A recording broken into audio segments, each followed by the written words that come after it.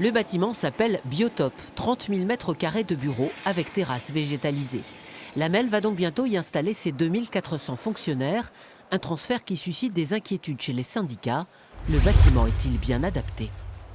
Quand on passe du plan à la réalité, quand même que les bureaux sont vraiment extrêmement petits, c'est quand même des open space où on peut être à 10, 15, 20 personnes, avec un bruit qui va être de plus de 55 décibels. Donc ça, on peut commencer aussi à s'en rendre compte. Donc on est bien au-delà des normes légales.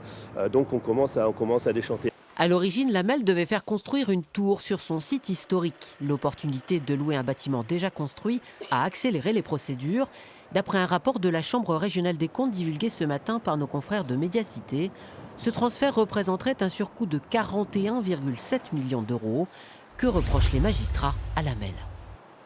Non seulement l'AMEL sera locataire alors qu'elle est actuellement, je le répète, propriétaire, mais en plus elle va devoir payer tous les travaux d'aménagement ou de rénovation.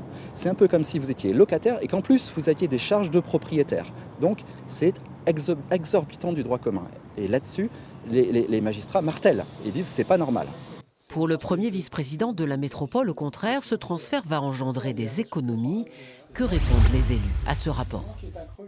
Je l'attends et j'ai qu'une hâte, c'est qu'il puisse être publié et qu'on puisse répondre point par point aux observations faites. Mais je vous assure, c'est 62 millions d'économies pour l'AMEL sur 18 ans par rapport à la situation actuelle.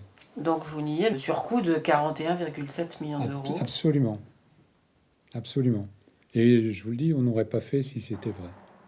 Le déménagement commencera théoriquement à la mi-mars.